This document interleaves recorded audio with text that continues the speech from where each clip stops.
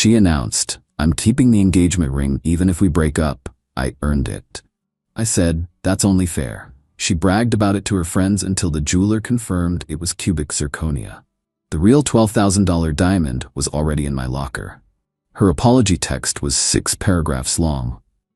Original post: I, 29 male, was planning to propose to Jessica, 27, after 4 years together. Had saved up for months, working overtime at my IT job, skipping lunches, the whole deal. Finally bought this beautiful 1.5 carat diamond ring from a local jeweler. $12,000, my entire savings plus a small loan from my brother. 2 weeks before I planned to propose, we're at dinner with her friends. Wine flowing, everyone's talking about relationships. Her friend Brittany mentions how her ex demanded the ring back after their breakup. Jessica laughs. "That's why you establish ownership early." When Nathan proposes, she looks at me. "I'm making it clear the ring is mine no matter what. I've earned it after 4 years." Everyone goes quiet. Brittany tries to change the subject, but Jessica doubles down. "What? It's true. 4 years of my 20s, dealing with his gaming addiction, his weird family, his snoring. That ring is compensation, minimum. Compensation. For dating me." Her friend Ashley nervously laughs. "Jess, that's kinda harsh. It's realistic. Men need to understand that our time has value. If we break up, I keep the ring. Period. Non-negotiable." I just smiled. "That's only fair." She looked surprised but pleased. Probably thought I was properly trained. That night I couldn't sleep. Kept replaying compensation and earned it in my head. This woman I was about to propose to saw our relationship as a transaction. The ring wasn't a symbol of love, it was her payout. Next morning I made 2 stops. First, back to the jeweler. Explained my situation. The owner, Rick, this older gentleman who'd helped me pick the original ring, just shook his head. "Son, I've been in this business 30 years, seen this before. You sure about this?" "Dead sure. I got something perfect."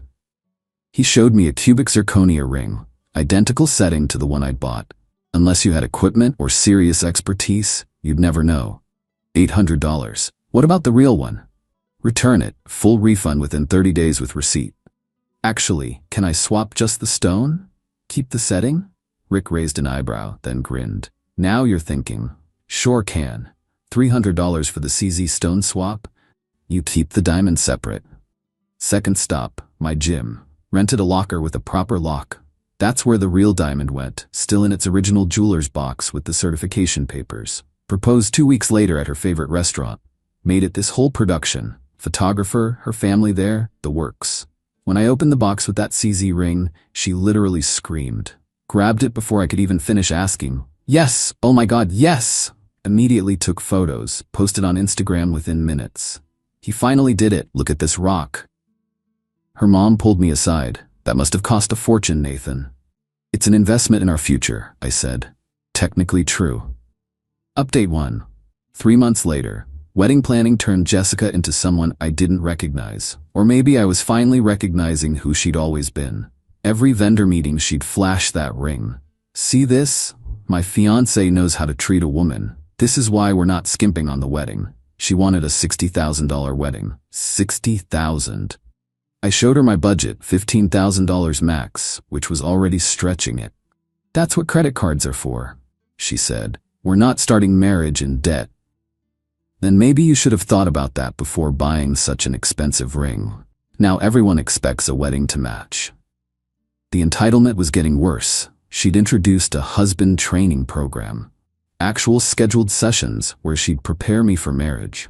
Topics included why my career comes first now. She worked part-time at a boutique. Managing your gaming time. I played maybe 3 hours a week. Appropriate gift-giving schedules. Minimum $500 for birthdays, $1,000 for anniversaries. Why we're moving closer to my parents. 45 minutes from my job. But the ring thing? She was obsessed. Every girl's night she'd make everyone examine it. Posted weekly ring appreciation pics on social media. Joined Facebook groups for brides with significant rings where entry required proof your ring was over $10,000. Her friend Brittany texted me privately. "Is Jess okay? She made us calculate our boyfriends' ring budgets based on their salaries last night." It was weird. Then came the insurance incident. Jessica decided to get the ring insured, took it to a different jeweler for appraisal without telling me. I was at work when she called, crying, hysterical. They're saying it's fake. My heart was pounding, but I kept calm. What? That's impossible. This jeweler says it's cubic zirconia. He's lying, right? He has to be lying. Babe, calm down. There must be a mistake. I need you to come here right now with the receipt. I'm in a meeting. Let me call Rick, the original jeweler. He'll sort this out. Called Rick. Gave him a heads up. He was a legend. Met Jessica at Rick's shop an hour later. She practically threw the ring at him. This other jeweler says this is fake. Tell him he's wrong. Rick examined it carefully with his loupe. Long, dramatic pause. Ma'am, I'm afraid this is indeed cubic zirconia. Her face went white. But Nathan bought this here. Rick looked at me, then at her. I remember Mr. Nathan. He did purchase a ring here. Are you certain this is the same ring? Of course it is. Perhaps we should check our records, Rick said slowly. He pulled out a receipt book. Ah, yes, here we are. Mr. Nathan purchased a cubic zirconia ring. $800. Says so right here. I put on my best shocked face. What? No, that can't be right. Jessica turned to me, tears streaming. You gave me a fake ring? I don't understand. I saved for months. She stormed out. I apologized to Rick, who just winked. That night was nuclear. She screamed, threw things, called me a fraud, a liar, a cheapskate. 4 years, and you give me costume jewelry? Jess, there has to be an explanation. The explanation is you're a pathetic loser who thinks I'm worth $800. She packed a bag, went to her parents, posted on Facebook that she was taking time to reconsider everything after a shocking betrayal. The comments were brutal, her friends and family destroying me. My phone blew up with messages calling me trash. Then Brittany posted a screenshot in the comments. It was from Jessica's Instagram 3 months ago. Her post about establishing ownership and the ring being compensation for 4 years. The caption Brittany added, "Maybe this is why?" The tide turned instantly. People started defending me. Some pointed out that demanding an expensive ring as compensation was basically prostitution with extra steps. Jessica called me screaming about Brittany's betrayal and how I'd turned her friends against her. 2 days later, she came back. Different approach entirely. I overreacted, she said quietly. The ring doesn't matter. I love you. Really? Yes. We can get married with pipe cleaner rings for all I care. I just want to be your wife. That's beautiful, Jess. I love you too. So, she smiled sweetly. When are we getting the real ring? There it was. What real ring? Nathan, stop playing. I know you have the real one hidden somewhere. This was a test, right? To see if I loved you for you? There's no other ring, Jess. Her sweet facade cracked. Don't lie to me. Nobody saves for months for an $800 ring. I did. Bullsh. She caught herself, smiled again. Okay, if you say so, but maybe we could upgrade, since we're saving so much on the wedding now? Upgrade with what money? You could take out a loan. My dad knows a guy. No. The mask dropped completely. Then I want to see your bank statements. Prove you don't have the money. Absolutely not. Partners don't have secrets. Partners don't demand compensation for dating. She stood up so fast she knocked over her coffee. I'm done with this humiliation. Either you get me a proper ring or what? Or we're over. Okay? She blinked. Okay? We're over. You can keep the CZ ring though, as compensation for 4 years. Update 2. The escalation. Jessica didn't take the breakup well. First, she tried to return the CZ ring to Rick's store, publicly, with her mom and sister as witnesses, filming the whole thing for evidence. I demand a refund for this fake ring. Rick, absolute legend, pulled out his records. Ma'am, you're not the purchaser. Only Mr. Nathan can return it. It's my ring. He gave it to me. Then it's a gift. We don't refund gifts. This is fraud. No ma'am, fraud would be if we sold a CZ as a diamond. We sold a CZ as a CZ. Would you like to see the receipt again? She posted the video anyway, editing out Rick's responses. Made me look like I'd scammed her. But people who knew Rick commented with the truth. Her credibility took another hit. Then came the small claims court summons. She was suing me for $12,000 for promised ring value, $8,000 for emotional distress, $5,000 for wedding preparation costs, $25,000 total. For a relationship she said was transactional. I hired a lawyer.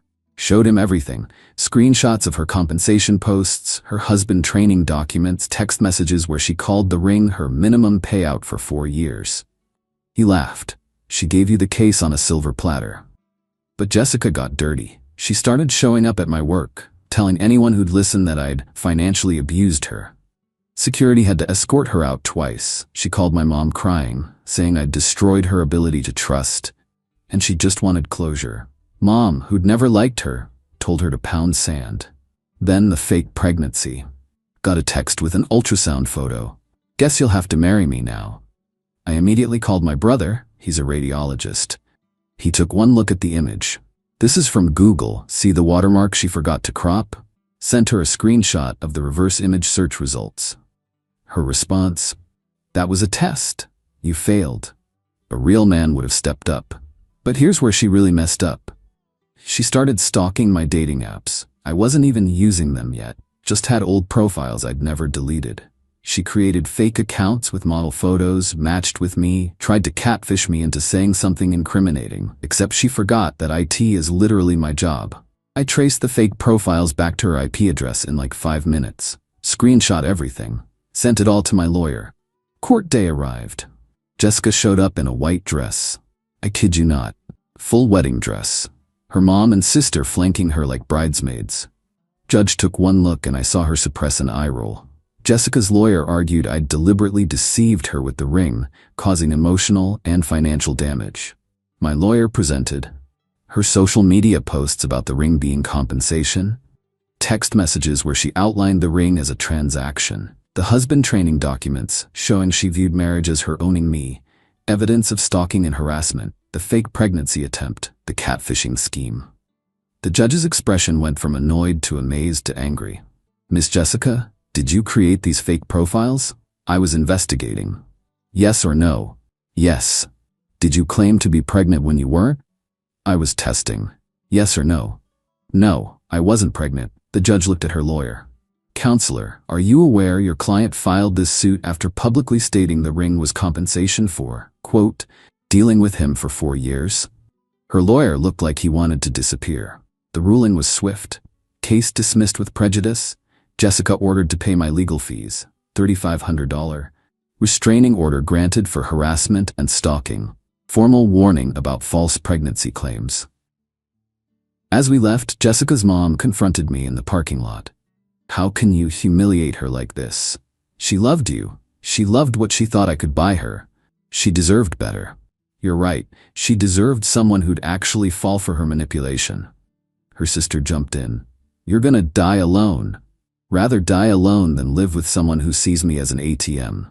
Jessica herself said nothing, just stared at me with this weird expression. Not anger anymore. Something else. Later found out why. Final update. The truth comes out. Remember that gym locker? Yeah, about that. Week after court, my brother called. Dude, check Jessica's Instagram, now. She'd posted a story. When God closes a door, he opens a window. With a photo of her wearing a diamond ring. A different one. Huge. Like 3 carats huge. Caption, upgraded to a man who knows my worth. The comments were hilarious. Girl, that's a Moissanite. Amazon special? That clarity though. Cloudy with a chance of cubic. But one comment stood out. From Rick the jeweler. Congratulations on the upgrade. Interesting that it looks exactly like the Moissanite display model that went missing from our shop last week. Already filed the police report. Post deleted within minutes. But the internet never forgets. Screenshots everywhere. Then Jessica made her final mistake. She texted me from a new number. I know you have the real diamond. I hired a PI. He saw you at the gym that day. Give me my ring or I'm going to the police. I forwarded it straight to my lawyer, who forwarded it to the police handling Rick's theft case. Turns out, Jessica had indeed hired some sketchy private investigator, her cousin with a camera. He'd followed me to the gym, seen me access the locker, and assumed I was hiding cash or valuables. They'd broken into the locker. But here's the thing. I'd moved the diamond weeks ago. To my safety deposit box at the bank. The locker only had my sweaty gym clothes and a note, nice try. But Jessica, desperate and assuming I'd stashed the real ring there, had grabbed the moissanite from Rick's shop as her proof that I'd been hiding expensive jewelry. She'd literally committed theft, trying to prove I'd stolen from her. The police arrested her 2 days later, at work, in front of all the boutique customers. Rick, absolute legend to the end, offered to drop charges if she returned the ring and paid for his legal fees. She had to take out a loan. Her 6-paragraph apology text came that night. "Nathan, I realize now that I let greed cloud my judgment. You were right about everything. I turned our love into a transaction and pushed away the best thing in my life. The ring never mattered. Your love was the real diamond, and I was too blind to see it. I promise I've changed. I'm in therapy now. Please give us another chance. We can start fresh, no rings, no expectations, just us." I replied with one word, "No." She responded 3 minutes later. "I know where you keep the diamond. I'll go to the cops." So much for therapy and change. I didn't respond. Her mom called the next day. "Nathan, honey, Jesse told me everything about the real ring. Just give it to her and this can all go away." "What real ring?" "Don't play dumb. The diamond. We know you have it. I have a receipt for an $800 cubic zirconia ring. Would you like another copy?" "You're really gonna die on this hill?" "Yep. She could have been your wife. That's what I was afraid of." Plot twist ending. Last week I sold the diamond, used the money to take a solo vacation, posted photos from beaches, looking happy and relaxed. Jessica created another fake profile to message me, "Living your best life with my money?" I screenshotted it, sent it to my lawyer. Restraining order violation. She got 30 days in jail, reduced to community service because first offense. Her community service? Working at a senior center jewelry making class, teaching them how to spot the difference between real and fake diamonds. The instructor? Rick's wife, who makes sure to tell the story of this entitled girl who thought she deserved an expensive ring as compensation every single class. Karma really said, "Let me handle this personally." As for me, still single, still gaming 3 hours a week, still sleeping soundly in my apartment that doesn't smell like entitled expectations and cheap perfume. My brother asked if I regret not just giving her the real ring to avoid all this. Told him the truth. That $12,000 diamond taught me an $800 lesson. When someone tells you who they are, believe them. And when they demand compensation for loving you, give them exactly what they deserve. Nothing. Edit. To everyone asking, yes, the diamond money went to more than just vacation. Paid my brother back, put the rest in savings. And no, I'm not bitter about love, just smarter about who deserves it. Edit 2. Jessica's mom Facebook messaged me yesterday, said Jessica's in actual therapy now and wanted to know if I'd write a letter saying I forgive her for her therapist. I said sure. Wrote, "I forgive Jessica for showing me who she really was." Her mom called me an asshole. I called it growth.